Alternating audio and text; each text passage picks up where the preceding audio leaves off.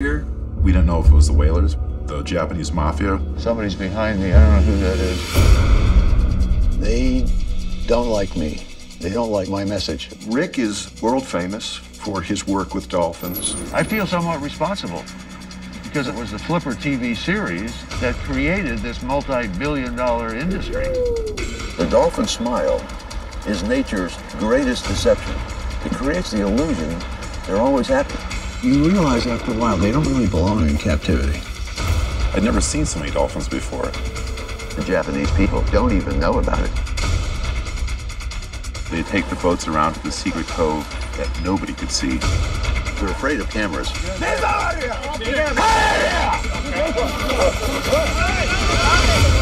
They said if the world finds out what goes on here, we'll be shut down. They were hiding something. We need to get in there and film exactly what happens. We need to know the truth.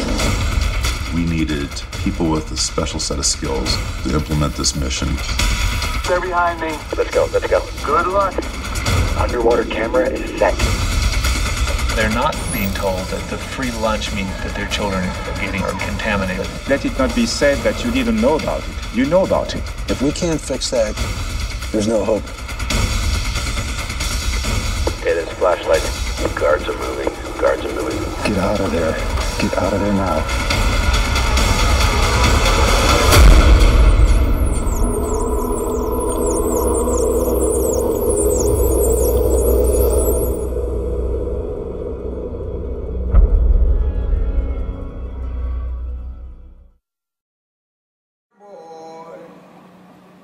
I got a 53-foot drive way on far down the road.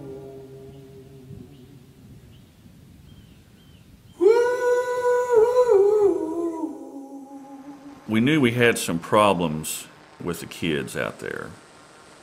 So they run up here and took a bunch of blood samples from these Quapaw Indian children.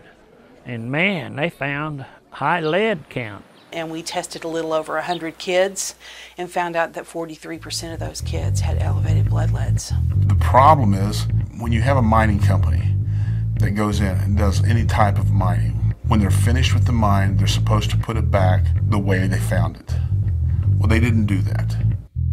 This was the largest lead mining district in the world at one time. Well, it's the biggest cave-in the area. I mean, you have a several 100-foot mine room that's going almost to the surface. It's going to collapse one of these days. If you start going down, that's it. Your history.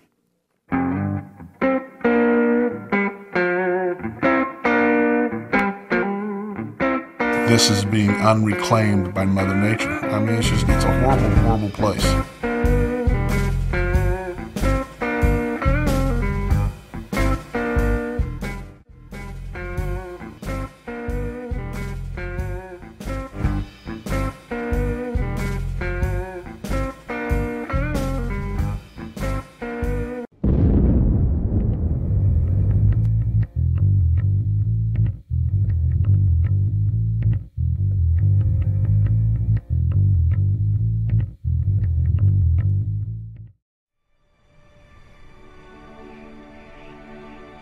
There was once a village along a river.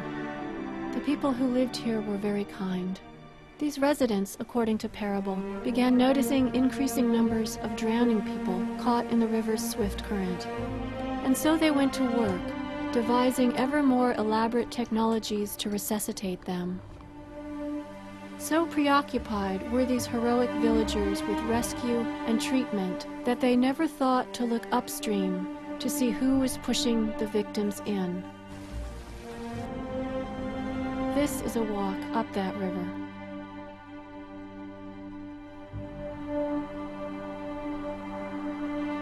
Dr. Sandra Steingraber is an internationally recognized expert on the environmental links to cancer. A cancer diagnosis is the beginning of an unplanned journey. There is a story behind each one. And this is my story. I left the lab bench for good and reinvented myself as somebody who writes about scientific evidence for the public. The disconnect between what we in the scientific community know about carcinogens and what cancer patients are told is huge. One of the difficult things with PCBs is not just what you were exposed to yesterday, it's perhaps what you were exposed to 20 or 30 years ago. Atrazine is the #1 or 2 weed killer in the world, and it is the #1 contaminant. There's almost no aquatic environment, including rainwater, that's atrazine-free. It's not just the dose that makes the poison, and it's not just the timing that makes the poison. It's who you are that makes the poison. When you have cancer young, your ability to kind of lay a plan is taken away.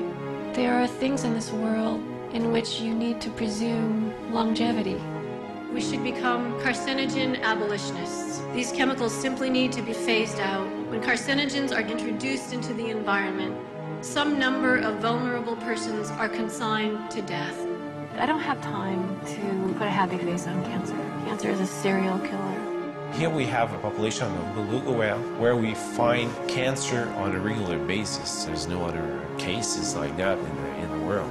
Darnell's going to be famous. He's the first genetic male frog that actually completely turned into a female upon exposure to atrazine. So you look at these animals and they actually also share the same environment we live in. You have to ask yourself, well, could that also happen to us? A few weeks ago, the phone rang while I was trying to meet a writing deadline. It was the nurse in my urologist's office. She was calling to say the pathologist had found in the urine collected from my last cystoscopic checkup abnormal cell clusters.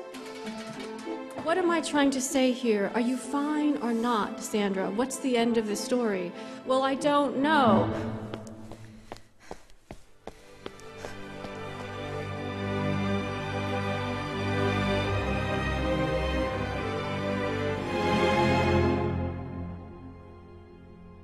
I believe our grandchildren will look back on us now and marvel that our economy was once dependent on chemicals that were killing the planet and killing ourselves, and they will think of it as unthinkable. An environmental human rights movement is the vision under which I labor and which may, if we all work together in concert, become a self-fulfilling prophecy. May it be so.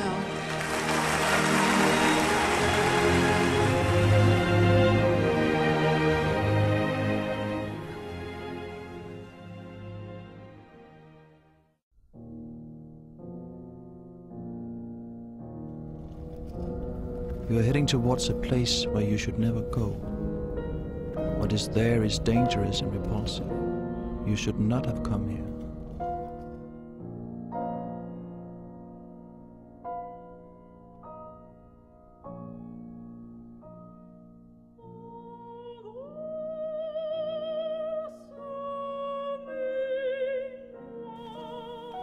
We call it Onkalo. Onkalo means hiding place.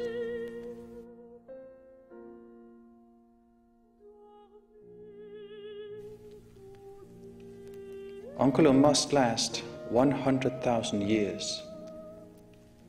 Nothing built by man has lasted even a tenth of that time span.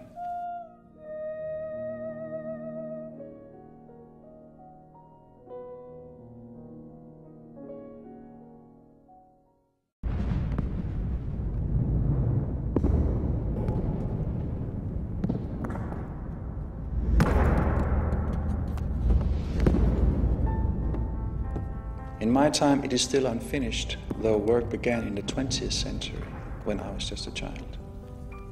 Work would be completed in the 22nd century, long after my death.